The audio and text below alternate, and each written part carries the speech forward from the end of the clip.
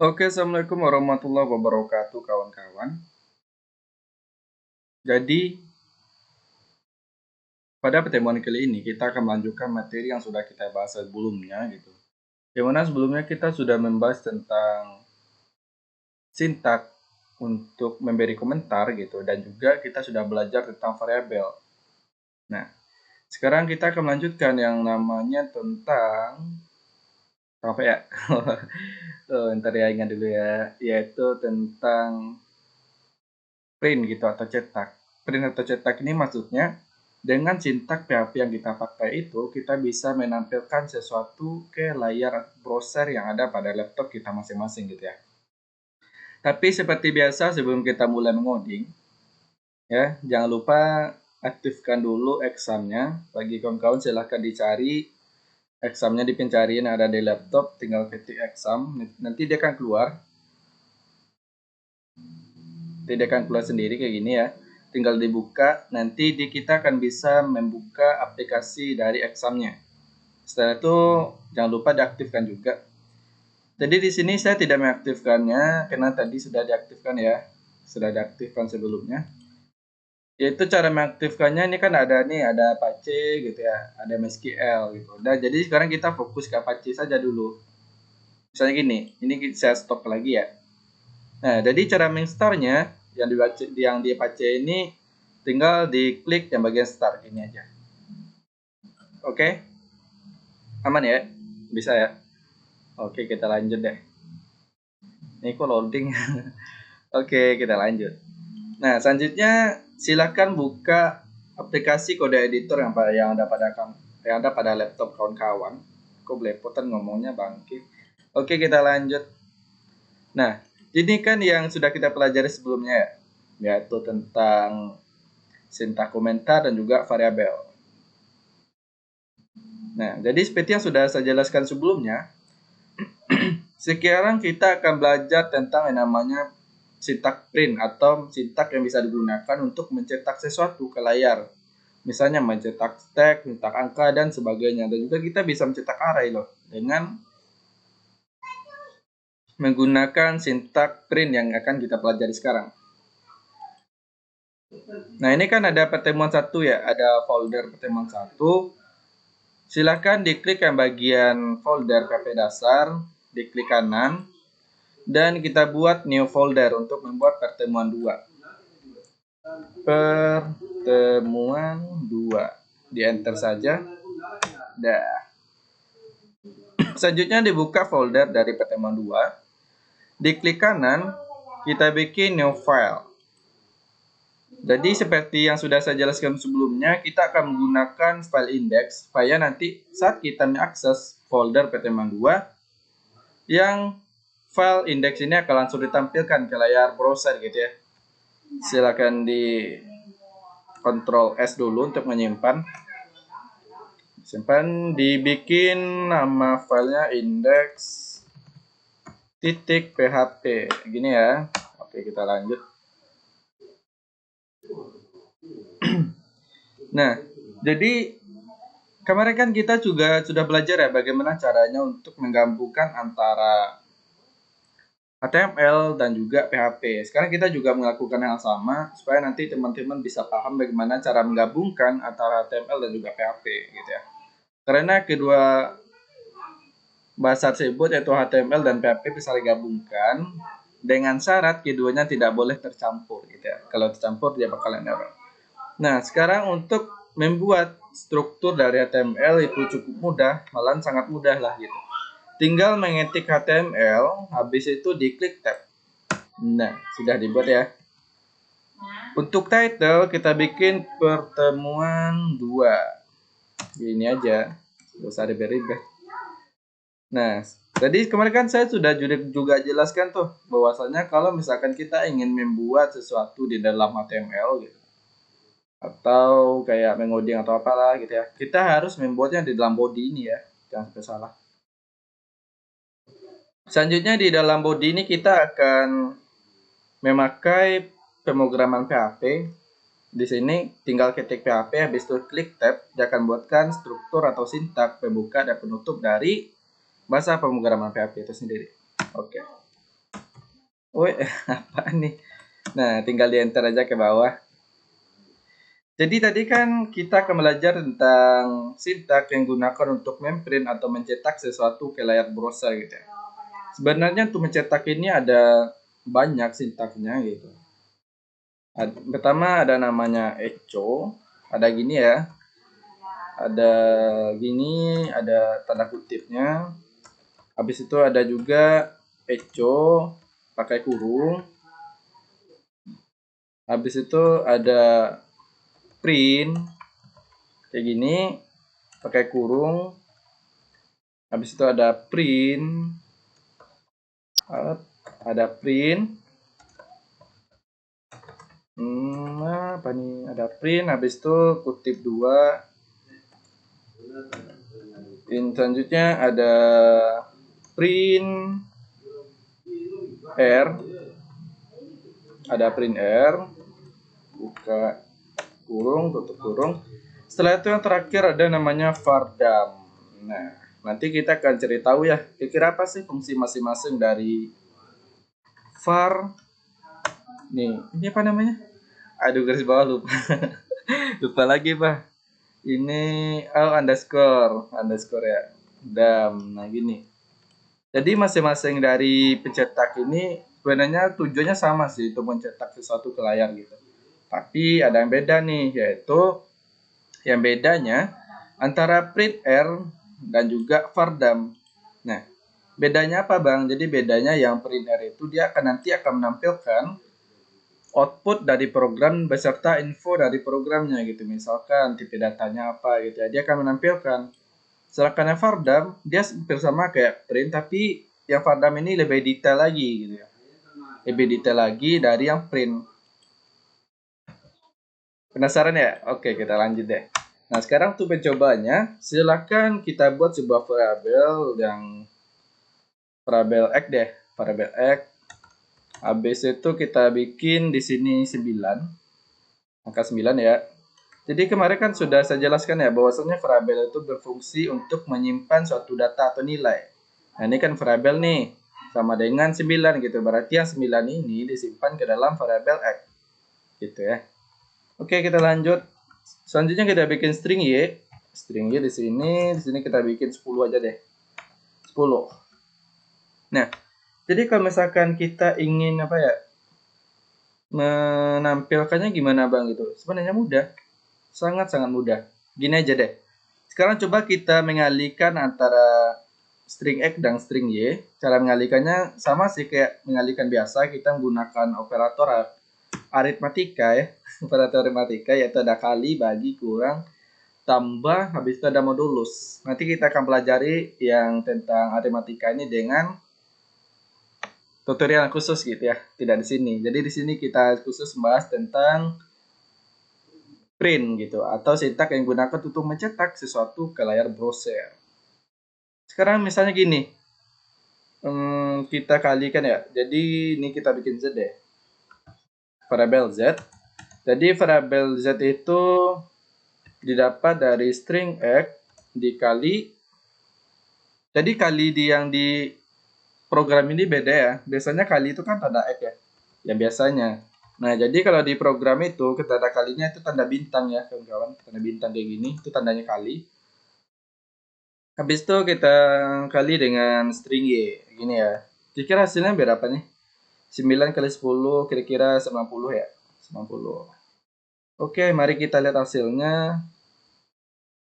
Hasil gimana ya? Ya gini aja deh. Echo gini, hasil dari gini aja deh. Hasilnya adalah kita bikin titik 2 di sini. Habis itu dibikin titik untuk menggabungkan antara satu teks atau antara satu bagian dengan bagian yang lainnya yang ada di baris yang sama ya. Jadi sekarang kita akan menggabungkan nih antara hasilnya adalah dengan yang variabel y. Gini deh. Variabel z bah. Ih, bangke salah. Nah, gini ya. Jadi nanti dia akan nampilkan yaitu hasilnya dan juga adalah string x. String z. Nah, gini. Seperti ini paham ya? Semoga aja paham deh. Nah gini ya. Sekarang kita coba lihat hasilnya. Silakan buka browser kawan-kawan. Ini buka browser ini ya. Nah gini. Jadi cara buka browser itu kan kita harus mengakses dulu folder dari htdoc-nya. Nah yaitu dengan cara membuat bukan htdoc yang kita bikin, yaitu localhost. Nah kemarin kan juga sudah saya jelaskan ya. Jadi localhost ini ibarat itu sama saja kita membuka folder dari htdoc yang kita punya, gitu. Selanjutnya kemarin kan yang data semua ini yang kita pelajari disimpan di dalam sebuah folder yang namanya PHP dasar ya. Nah berarti kita harus mengakses folder PHP dasar. PHP dasar. Habis itu ini kan ada dua file nih, ada pertemuan 1 dan pertemuan 2. Nah sekarang kita ingin mengakses pertemuan 2, yaitu kita bikin di sini pertemuan 2. Gini aja deh. Dikasih garis miring kayak gini. Silakan di enter. Jalan nggak ya? Nah, hasilnya adalah 90. Berarti ini udah tampil ya, yang untuk apanya? Yang untuk hasil dari string X dikali string Y, atau variabel X dikali variabel Y. Bentar. Oke, lanjut. Nah, selanjutnya coba gini. Kalau misalkan kita menggunakan print gimana, Bang? Bisa kita menggunakan print. Misalnya gini deh. Print gini. Print gitu. Ini sama aja ya. Jadi yang print biasa sama echo tuh bisa dikatakan sama. Dia hanya menampilkan sesuatu tanpa ada info yang khusus gitu. Kita bikin aja di sini sebuah tag hasilnya. Hasilnya adalah .2. Kita gabungkan lagi nih. Yaitu kita akan melihat data dari string Z. Gimana nih? Oke. Coba kita lihat hasilnya. Silakan di refresh. Oke. Oh ya, ini kok bisa ke samping gini ya, Bang? Kok bisa ke samping hasilnya gitu ya? Oh ya, jadi gini kawan-kawan. Kalau misalkan kita mencetak sesuatu dengan menggunakan echo, print atau apalah gitu ya, nanti hasilnya tuh akan dibikin kayak gini. Akan dibikin ke samping kayak gini ya. Jadi cara mengatasinya gimana, Bang? Cara mengatasinya kita menggunakan sebuah apa ya namanya? Sebuah elemen dari HTML, yaitu kita menggunakan yang BR ya. Jadi untuk gunakan BR ini kita harus buat echo dulu nih untuk menampilkannya gitu. Jadi BR ini kan baris baru ya. Dia akan memberikan baris baru antara hasil yang menggunakan echo dan hasil menggunakan print. Nah gitu. Coba kita lihat. Nah gini aja akan turun. Ini kan menggunakan echo sama print gitu. Bisa dikatakan fungsinya sangat-sangat sama gitu. Selanjutnya coba kita bikin yang kayak ini aja deh. Kita buat echo dulu. Echo string BR gini. Guys, mana nih? Oke. Kita bikin kayak gini deh. Print. Kita bisa nggak? Bisa sih. Coba deh. Biasanya bisa ya. Coba dulu. Hasilnya adalah .2. Kita gabungkan string aneh. Coba. Kira-kira error nggak ya? Biasanya ada sih yang kayak gitu. Error. Oh iya. Maaf kawan-kawan, berarti ini salah ya. Yang untuk printnya kita tidak pakai yang kutip 2, salah ternyata. Maaf. Biasalah, lupa ya, maaf ya. Jadi untuk print ini dia menggunakan kurung buka dan kurung tutup ya. Jadi yang di dalam kurung buka dan kurung tutup itu yang akan ditampilkan nanti ke browsernya gitu ya, ini ya, yang akan ditampilkan. Oh ya, satu lagi nih. Gini. Jangan sampai gitu ya. Jangan sampai nanti teman-teman pas memanggil sesuatu variabel gitu, jangan sampai salah namanya. Kenapa? Karena kalau misalkan salah, dia tidak akan kenal gitu. Ibaratkan teman-teman misalkan memanggil Rian gitu ya, memanggil Rian nih. Tapi nggak taunya pas memanggil dipanggil dengan nama Rizky. Kira Rian tahu nggak kalau dia dipanggil? Nggak tahu gitu. Sama juga dengan itu. Jadi kalau misalkan memanggil sebuah variabel gitu, itu harus sama variabelnya ya. Kalau misalkan manggil string x, berarti kita bikin string x. Kalau string z dibikin string z, itu jangan sampai salah. Kalau salah maka bisa dipastikan error.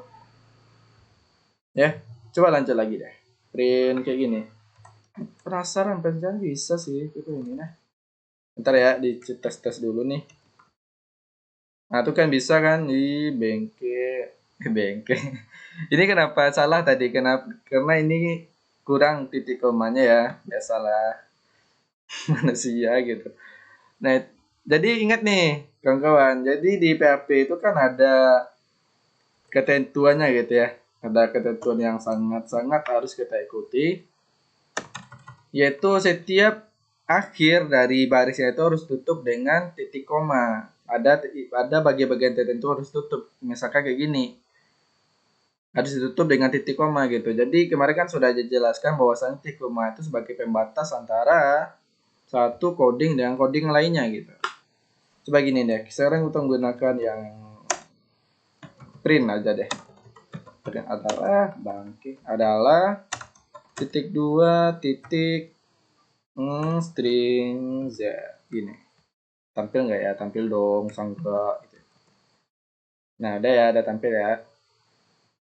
Kok nggak gini aja deh, hasilnya kita menggunakan echo. Ini menggunakan print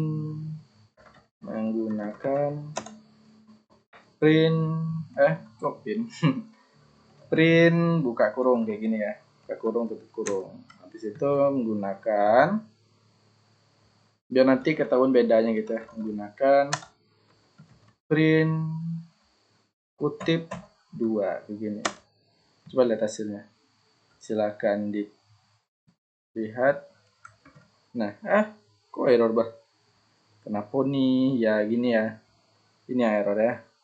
Kenapa bisa error? Karena kutipnya itu ini ya. Satu lagi nih pemberitahuan. Ini karena errornya di bagian line 23 ya. Nah, jadi di line 23 ini kenapa bisa error? Karena di sini kan udah ada kutip 2 nih. Udah ada kutip 2 untuk pembuka dan penutupnya gitu ya, yang ini. Sama yang ini. Nah, jadi di dalam bahasa pemrograman itu tidak boleh. Kenapa? Karena dia akan menganggap yang penutupnya itu adalah yang penutup pertama dengan yang ada di print ini gitu. Dia anggap gitu. Jadi cara mengatasinya gimana? Coba gini deh kita rubah. Kayak gini. Nah, itu kan beda ya, beda.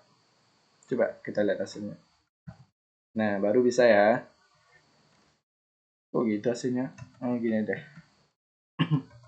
Jadi ingat ya kawan-kawan, kalau misalkan nanti kawan-kawan ngoding yaitu dan harus menggunakan kutip 2 gitu. Jangan sampai di dalam elemennya itu atau di dalam coding itu menggunakan kutip 2 di baris yang sama. Nah, kalau misalkan gitu dia bakal error kayak tadi gitu. Tapi kalau error jangan panik dulu, lihat dulu benar errornya. Ya. Ini kita lanjut BR, bacot bah. Oke, kita lanjut. Kita menggunakan yang print r. Tadi kan sudah saya jelaskan ya, print r itu akan menampilkan output beserta infonya kayak gini. String z. Jangan lupa titik koma. Coba kita rasanya. Ini tinggal pak. Ya, di sini kita bikin dulu, kasih kutip 2, kita kasih titik untuk menggabungkan. Selanjutnya kita bikin hasilnya menggunakan print r kayak gini ya. Menggunakan print r. Oke, coba kita lihat hasilnya. Nah, kok nggak ada infonya? Bangke lah, biasanya ada sih. Oh ya, jadi biasanya kayak gini. Oh nantilah ya, nantilah. Dia nanti akan keluar infonya kawan-kawan ya. Dia nanti akan keluar. Biasanya kalau infonya itu akan keluar apabila kita menggunakan kayak apa ya? Kayak array. Array nanti akan diperlihatkan tuh. Akan diperlihatkan infonya. Kalau untuk string ini kayaknya enggak deh. Ya. Salah lagi bangke. BR baru baris baru. setelah itu kita buat vardam. Nah, vardam ini baru ditampilkan semuanya. Dia tidak memilih apakah dia array atau enggak gitu ya. Kita bikin aja kutip 2 di sini. Hasilnya menggunakan vardam. Vardam kayak gini ya. Vardam. Buka kurung, tutup kurung. Nah, selanjutnya kita bikin titik untuk menggabungkan string Z. Jangan lupa titik koma. Nah, kayak gini. Coba kita lihat ya. Nah, ya vardam ini kan ditampilkan infonya dengan detail gitu ya, dengan detail.